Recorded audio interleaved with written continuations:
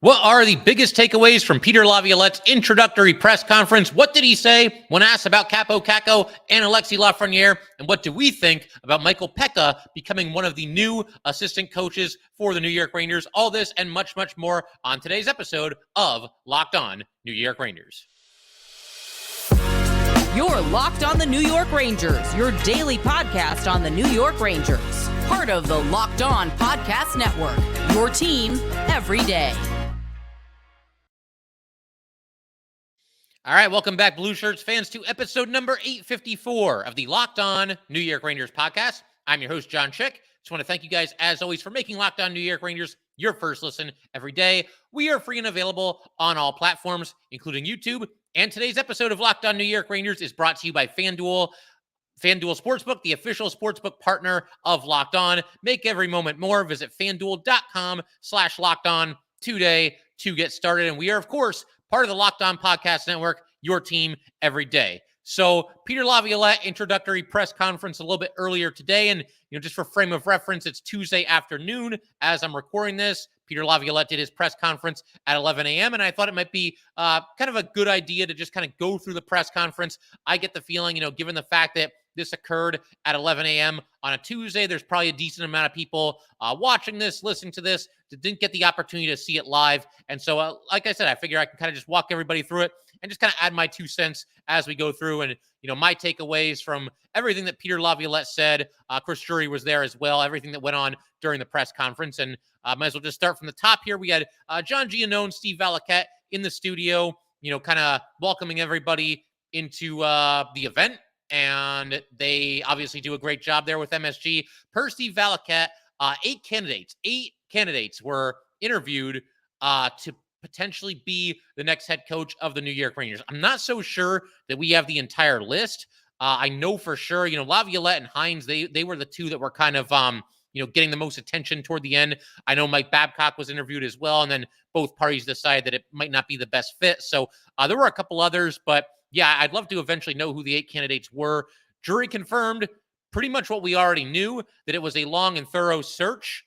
He did the introduction to the press conference, and he introduced Peter Laviolette after kind of a short address to the media members that were there. It was funny, Laviolette, and again, I mentioned that, he's very, business-like and, straight to the point kind of guy, and I do think that's true of Laviolette, but the first thing he did was actually crack a joke. He mentioned that his wife had told him to make sure that he smiles, but he says he's not really a smiler. So then he went up there and did kind of like and obviously like put on kind of a smile for everybody, which was kind of funny. That got some laughs from the assembled media that were there. But, he went on to quickly talk about understanding the importance and the history of being able to coach an original 6 team like the New York Rangers. It's not lost on him the opportunity that he has here. One thing that I loved, he immediately, it couldn't have been more than like 30 seconds into his initial address before they opened it up for questions. He immediately mentioned the goal of bringing a Stanley Cup championship to the New York Rangers. And that's one of those things, it should always really be the goal for just about every team in the league. But, for him to just come right out and talk about it right away, that got me excited. And that got me looking forward to this upcoming season all the more. Laviolette thanked his family. He also joked that his family was looking for the Laviolette number 39 New York Rangers jersey. And for those of you who may not be aware, Peter Laviolette did play in the NHL, but it was only 12 games, and all 12 games were with the New York Rangers. Other than that, he was a career minor leaguer.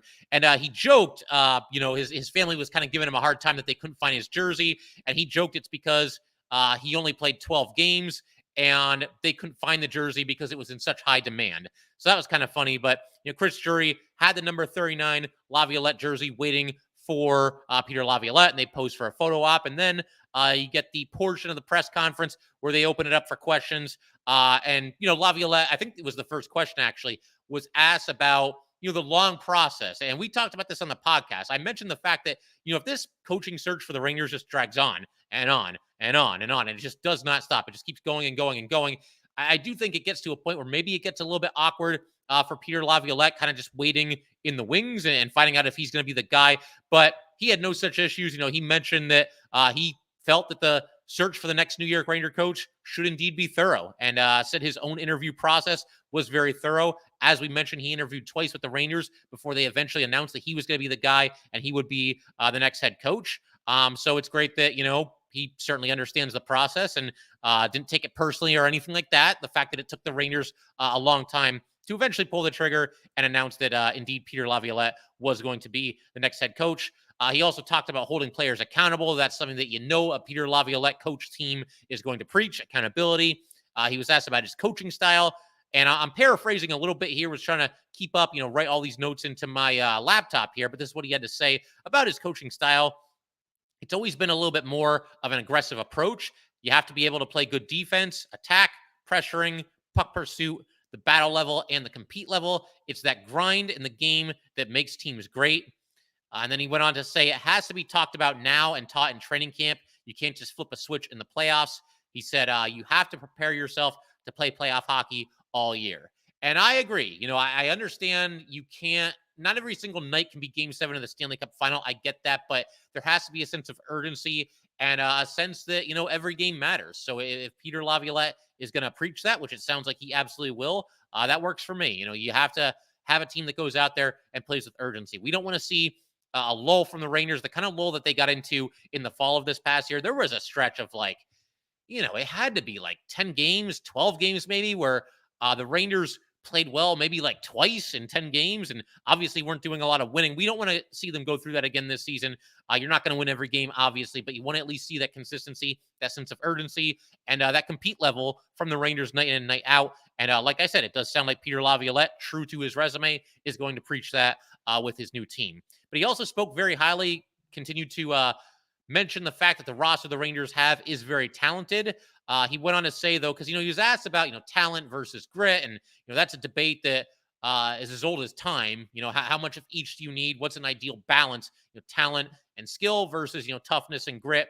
And this is what he had to say about this. A little bit of a longer quote here, but I thought it was important to give the full context of what Peter Laviolette said here. Teams that go deep and win championships are loaded with skill. When you watch the Final Four and the Final Two, it's a reminder that the compete inside the game is what makes teams great. It drives them to success. That's not something you can just ask for. You have to practice that on a daily basis. It has to become habit. It has to become your identity and part of the DNA of who you are. It has to start in training camp and has to be held to a level of accountability. When you have that and you have the skill, that's when teams push on and compete for Stanley Cups, win Stanley Cups, and become very good hockey teams.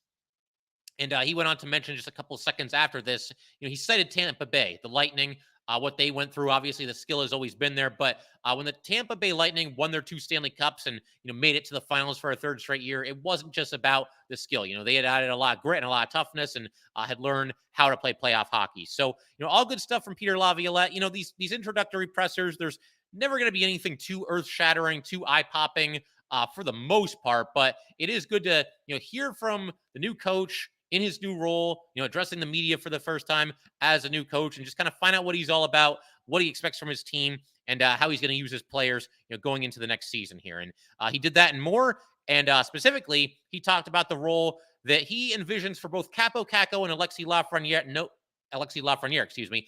No doubt, very hot button topic among Ranger fans. How are these kids going to be deployed? Are they going to be given opportunities, et cetera, et cetera? And we're going to discuss that and a whole bunch of other takeaways from Laviolette's opening press conference in just a second here. But first, we do have to let everybody know that today's episode of Locked On New York Rangers is brought to you by FanDuel.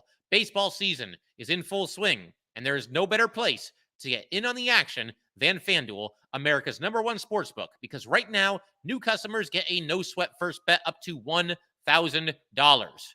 That's up to $1,000 back in bonus bets if your first bet does not win. Just go to FanDuel.com/lockedon to join today.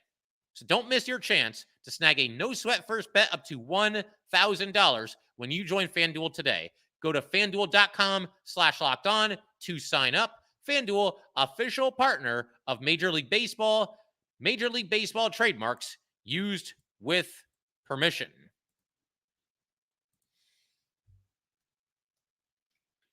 All right, we just want to go ahead. Thank everybody, as always, for making Locked On New York Rangers your first listen every day. We are free and available on all platforms, including YouTube. And for the everydayers, first of all, thank you guys, as always, for sticking with this podcast through the off-season, preseason, regular season, postseason. It's always a lot of fun coming on here, talking Ranger hockey and hearing from some of you guys as well. But for the everydayers, definitely stick around throughout the rest of the week here. Got some good things lined up.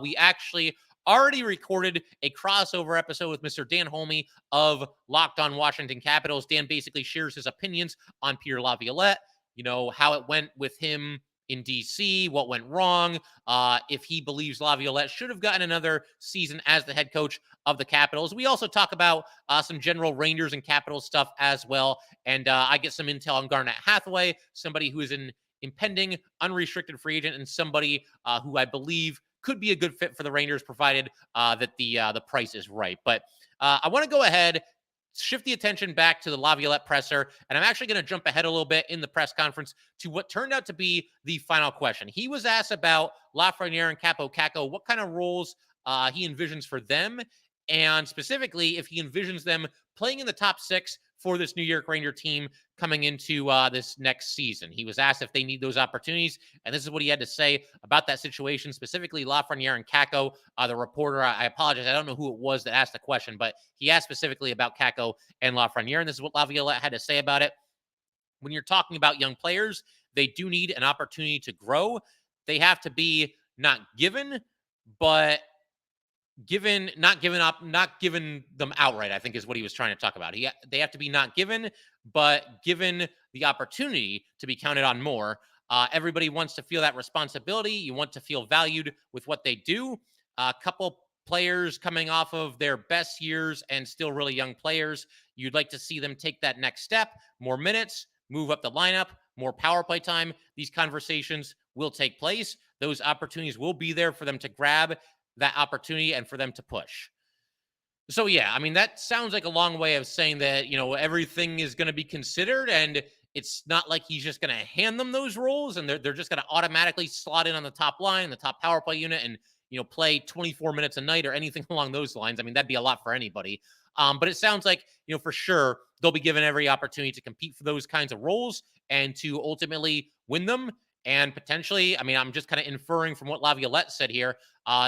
We talk about situations where certain players take the bull by the horns. Maybe Kakko and Lafreniere will be given that opportunity. If they hit the ground running, if they're given like top six roles right to start the season and they hit the ground running, they play great hockey, then maybe they're there to stay. We will see how the whole thing shakes out. But he's also right about the fact that, Kakko and Lafreniere both have gotten better, in the seasons that they've played in the NHL. They're just not at the level that we all want them to get to and ultimately expect them to get to. And obviously you keep your fingers crossed that Peter Laviolette is one of the guys that can steer them there. And when you look at his track record, I zeroed in on the 3 different rosters that he took to the Stanley Cup finals. And there were some veterans in there for sure, but a lot of really young players, a lot of guys that were just starting to come into their own, and a lot of whom have gone on to have great careers, have won the Stanley Cup, whether with Laviolette or with another team. There's a lot of guys that are still playing. There's some guys that might flirt with the Hall of Fame. It's at least possible. And a lot of them got their start under Peter Laviolette. So obviously you hope he can work his magic with Kakko and Lafreniere, as he has done with some young players earlier in his coaching career. He also, I thought this was interesting. They on MSG, once the press conference ends, they kind of go to that long shot, that camera that kind of is in the back of the room, and you can see the whole room now, and you can see the desk at the front of the room where Laviolette and Drury are sitting. You can also see the media members. It looked like Laviolette, and they didn't show this for very long, but it looked like he was sticking around a little bit to kind of talk to some of the media members, casual conversations, nothing like he's being interviewed or anything like that, but also probably a good thing to just establish a little bit of a rapport, a little bit of a working relationship with the people that do that, the media members who are going to be in there and obviously asking him questions throughout this upcoming season after games, win or lose. So that was good to see as well. Something else kind of random here, but it popped into my head as I was watching this press conference and listening to Laviolette speak. We talked about winners and losers from this Peter Laviolette hiring, a couple episodes ago. I think it was late last week, if I'm not mistaken. But somebody that I didn't mention one way or the other was Chris Kreider. And listening to Laviolette talk, I feel like Laviolette might be the kind of coach that can get even more out of Chris Kreider. And it might sound funny talking about or saying that about somebody who 2 years ago scored 52 goals, who this past season was over 30 goals. I don't have the exact total in front of me, but his two probably best seasons as a pro. And then, both playoff runs, hot and cold, had some excellent games, had some games where he didn't really do a whole lot. But I mean, Chris Kreider, man, when he's at his best, and we've talked about this, it is not hyperbole to say that he is among the absolute best players in the NHL. When he's at his absolute best and he's firing on all cylinders and he's working hard and, playing his tail off out there, Kreider is that guy. He's one of those guys. He can carry you offensively when he gets hot, but he's always been a very streaky player. There's times where it seems like he goes into a little bit of a lull, a little bit of a funk. There's times where maybe he's a little too content to just kind of stand in front of the net and look for deflections. And granted, that's a huge part of Kreider's game. I don't want him to abandon that at all. But you also want to see him do some of the other things. Just get into some board battles, fight for some loose pucks, play physical. Kreider's a big guy. He's very fast as well. I mean, he's like a bull on skates when he wants to be. And so you just hope that Peter Laviolette can get a little bit more consistency out of Chris Kreider. And again, I realize that sounds a little odd saying that about a player that recently scored 52 goals, but I think anybody that watches this team and has watched Chris Kreider over the years, as I know a lot of you have, you'll probably understand what I'm talking about when I say that. So I'm hoping that Peter Laviolette turns out to be the ideal coach for Chris Kreider. He also made another joke, during the press conference. He said, I just met Adam Fox, so that was cool. He had been asked about establishing lines of communication with some of the other Ranger players. And per Laviolette, it sounds like he has reached out, via phone calls to some of the players on the Rangers. They didn't get into specifics as far as, which players he's talked to and everything, but it sounds like he's going to take it upon himself to very soon, call some of these players, introduce himself, and I assume just let them know what's expected of them and kind of enter into the next era of New York Ranger hockey together. So that's always good. Good to have communication between the coach and the players. Obviously, Chris Drury was there, as I mentioned. He was asked about the coach-GM relationship.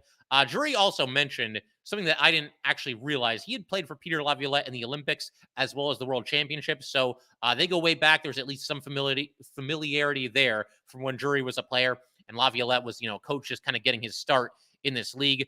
But, Drury, he plays it very close to the vest. You get a lot of GM speak, some very generic comments from Chris Drury, which is completely fine. There's nothing wrong with that. But, I mentioned you're not going to get earth-shattering quotes out of Peter Laviolette at his introductory presser. I think that applies to Chris Drury probably even more so in a situation like this. But he did mention that he feels like him and Laviolette are in lockstep for what they want to accomplish, how they want to accomplish it. So, yeah, like I said, very, very cookie cutter, generic GM speak, but there's nothing really all that wrong with that. It's just, you're not going to get a whole lot of Chris Drury at these events. That's just kind of the way he rolls.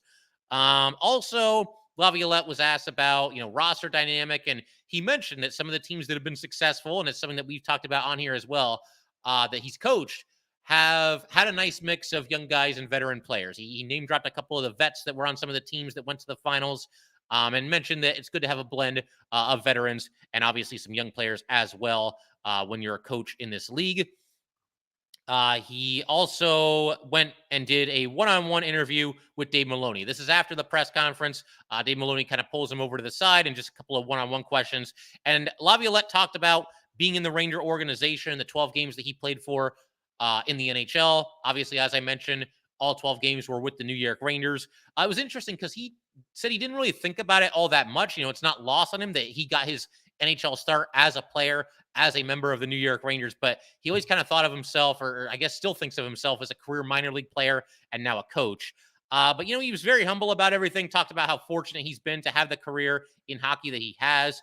He mentioned he's a couple years away from being 60 years old, mentioned that he's happy to still be part of the game and very fortunate.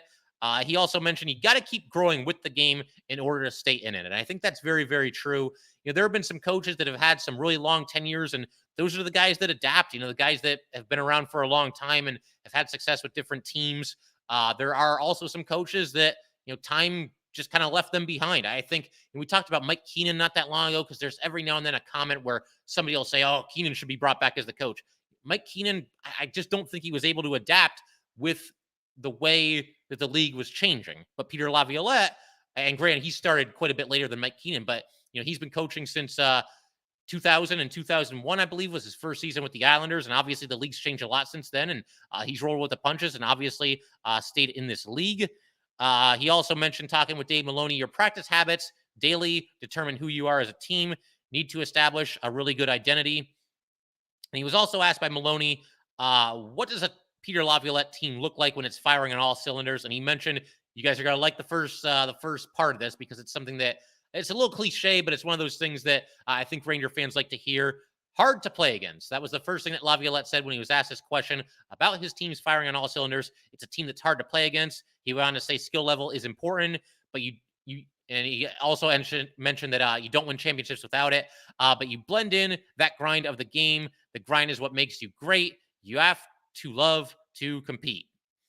And so, overall, I thought it was an interesting, press conference as far as, introductory press conferences for coaches are concerned. Again, you're not going to get anything that's otherworldly being spoken by either the coach or the GM. Be that as it may, I thought Laviolette, conducted himself very well here, made a good first impression on some Ranger fans that are excited about him being the coach. Couple of fans that are kind of in the middle, and even maybe some fans, maybe he's going to win over some fans that are not necessarily his biggest fans. We shall see. Steve Valiquette also mentioned back in the studio, he played for Laviolette twice. Once was with the Islanders, and Valiquette told this story that Peter Laviolette said to them, we're going to make the playoffs, and I want our behavior to be playoff ready. Everything we do on and off the ice, punctuality in the gym, everything has to be that way. And of course, with Laviolette, the Islanders in that year, 2000-2001, made the playoffs for the first time since 1994. And Valiquette went on to say that Laviolette is not shy about saying we are here to win a Stanley Cup. And the proof was in the pudding because, as I mentioned a couple of minutes ago, when Laviolette was being introduced during this press conference, couldn't have been 30 seconds. He was already mentioning the goal of winning a Stanley Cup with the New York Rangers, which is great to hear. A couple other quick stats that they were showing on the screen on MSG, and we've already covered, his record, the fact that he's been to the finals 3 times. A couple other things that might interest you about Peter Laviolette here, though. Winningest, American-born coach in NHL history with 752 wins. He is 8th all-time in wins. He is 3rd in wins among active coaches, only to Ruff and Maurice. He is one of only 4 coaches to appear in the Stanley Cup final with 3 different teams. The other 3 are Bowman, Keenan, and Irvin. He is 3rd among active coaches with 78 playoff wins behind only Cooper and DeBoer. So an impressive resume for Peter Laviolette, and some of the things there maybe we hadn't yet covered on this podcast. So nice to be able to share that with you guys. I keep everything rolling in just a second. I want to wrap up today's episode by talking about Michael Peca being named one of the New York Rangers' new assistant coaches. We'll discuss him, his playing resume, his coaching resume, his history with Laviolette, and we're going to do all that fun stuff in just a second. All right, so let's go ahead, keep everything rolling with 49-year-old Michael Peca, going to be one of the assistant coaches for the New York Rangers in this upcoming season. And for starters, before we talk about Peca, let me just say I'm happy that Peter Laviolette, it sounds like, is going to be able to have full control as far as who is going to be on his coaching staff, whether it's Laviolette or whether it's the Rangers or any coach or any team. I always feel like that should be the case for the head coach. You bring in somebody to coach your team, and hopefully the goal is to win a championship. Then you got to let him cook, as the kids would say. You got to allow him to put together his own coaching staff. Let's try that one more time. His own coaching staff, and it sounds like he's going to be able to do that. And starting with Michael Peca and Benoit Allaire, he inherits him, but I don't think there's a coach in this league that would want to replace Benoit Allaire as the goalie coach, because he's obviously very, very good at what he does. But there is some history between Peca and Laviolette. Laviolette's first coaching job was with the New York Islanders in 2001. That was also the same season the Islanders acquired Michael Peca. And as I mentioned, telling that story that Steve Valiquette had told, that was also the first time that the Islanders made the playoffs since 1994. So it was a lengthy layoff. And man, the Islanders were awful in that era. I mean, the Rangers went through some tough times in the very late 90s as well as the early 2000s. The Islanders were just god awful, and Laviolette kind of led them out of the darkness, so to speak. But Peca was also the captain for the 2 years that Laviolette was the coach of the Islanders. So obviously, there's always been some kind of a connection there. Laviolette seems to think very highly of Michael Peca. He made him the captain, and obviously they still have a relationship all these years later. Speaking of their time in the NHL, though, I mentioned that Laviolette obviously coached Michael Peca, made him the captain. A few years after that, Laviolette wins the Stanley Cup with the Carolina Hurricanes. They actually beat Michael Peca and the Edmonton Oilers in the Cup Finals in 7 games that year. That was an excellent series, one of the more low-key, not talked about as much Stanley Cup Final series that we've seen, in the last, 25 years or however far you want to go back. But obviously, they met in the finals there. And for what it's worth, Michael Peca was also a development coach with the Washington Capitals, and his time in that role overlapped with Peter Laviolette's time as the head coach of the Caps. So, development has been something of an issue with the Rangers. I don't know that it's been as atrocious as it's always made out to be, or at least sometimes made out to be. There are some success stories, but by that same token, the Rangers do need to get more out of guys that they draft high, and hopefully Peca can step in there and make that happen. Obviously, I think that'll be part of his role. He'll help in player development in addition to his duties as assistant coach. But as far as Peca the player, for anybody that might be curious or might need a refresher, or some younger fans that weren't watching hockey when Peca was a player in this league, drafted by the Canucks all the way back in 92, played for them, the Sabres, the Islanders, the Oilers, the Leafs, and the Jackets. His last season was 2008, 2009, 14 seasons in total for Peca, 864 games, 176 goals, 289 assists, another 97 playoff games with 15 goals and 19 assists. Went to the Stanley Cup Finals with the Sabres in 98-99. They lost, and went to the finals in his lone season with the Oilers, which we just talked about, in 2005-2006. I always think of him mostly with the Islanders. It's probably just because they're the local team, and that's when I was really, really getting into not just the Rangers, but the entire NHL, and kind of learning all the teams and all the different players. And I think of him mostly as a player with the New York Islanders. But he obviously bounced around a little bit and had a very nice career for himself. This is big. I definitely want to mention this from Peca's playing career, because I think it kind of gives you an idea of the kind of coach that he's going to be. He won the Selke twice as a player. He did it in 1997 and in 2002. The Selke, for anybody who might not be familiar, goes to the best defensive forward in the league. And in addition to winning the Selke twice, Peca finished in the top 5 in the voting for the Selke in 7 straight seasons. Obviously, 2 of those seasons were the years that he won it. For 7 straight years there, though, he never finished lower than 5th in the voting for best defensive forward in the league. And this seems like a good thing, because, Peter Laviolette talked about the importance of playing defense, and now you have an assistant coach where he's going to hammer that point home. You have to believe that, he's going to be tough on these guys, and the forwards specifically, and make sure that they're playing in all 3 zones, not just waiting for that beautiful tic-tac goal. And I'm not saying that every Ranger forward is that guy, but obviously, listen, you have Peter Laviolette as your head coach, and you now have an assistant coach who won the Selke twice and was known for being an excellent defensive forward. Yeah, I get the feeling that's going to be a point of emphasis for this Ranger team, between, Laviolette and Peca both now being on the coaching staff.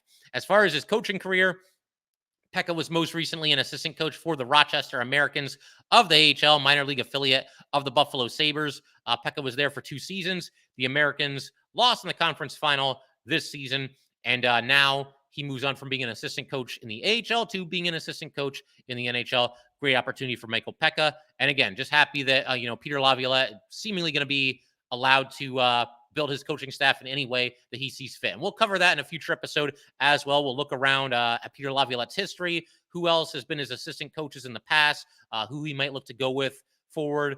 John Hines could be an option. We'll see. He seems to be a favorite of Chris Drury.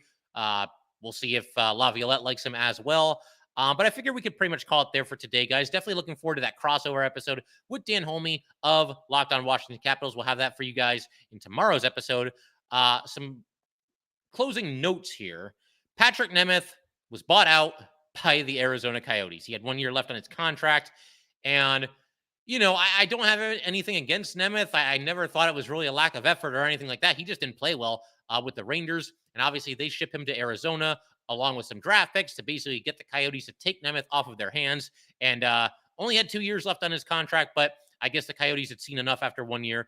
They buy him out. They also buy out 32-year-old right winger Zach Kassian. Kassian, the former 13th overall pick by Buffalo, all the way back in 2009, has 203 points in 661 games with the Sabres, Canucks, Oilers, and Coyotes. never had more than 34 points in a season. I bring this up just because, I mentioned that we're going to keep an eye on players that are bought out and talk about whether they could be a fit with the Rangers. I don't really see it here. He's somebody whose game is certainly falling off, has fallen off in recent seasons. This past season, 51 games for Kassian, 2 goals and 0 assists. How do you play in 51 games and not even luck into an assist at one time or another? Obviously, look, he's fallen on some hard times as far as his career falling off recently. I don't really see him as a fit with the Rangers. The only way that maybe you give him a chance is the thing that we've been talking about, the fact that the Rangers are going to have some really low-cost players at the bottom portions of their roster. So if Kassian can be had on a 1-year deal at the league minimum, maybe the Rangers at least look into it. But, I'd be lying if I sat here and said it's a name that gets me all that excited. I don't think the Rangers will end up signing him, but want to at least mention him at the end of today's episode. And it probably goes without saying, there will not be a reunion between the Rangers and Patrick Nemeth. I'm all for a good Ranger reunion with a former player, but Patrick Nemeth, that's not really doing it for me. The only other thing I wanted to mention here today before we call it is, again, if you want to participate in this, if you have a story from when Derek Stepan scored in overtime in Game 7 against the Washington Capitals back in 2015, definitely send it my way, email it, DM it to me on Twitter, do whatever you got to do. As I mentioned, we did an episode last offseason where we shared stories from you guys about how you reacted to the Artemi Panarin Game 7 winner. We're going to do the same thing with Derek Stepan in the Wayback Machine all the way back in 2005. Definitely looking forward to that episode. We'll give you guys some time to send in your stories, but I'm very much looking forward to doing that in the future here. But that will do it for today, guys. Once again, if you'd like to get in touch with this podcast, please send an email to lockedonnyrangers@gmail.com.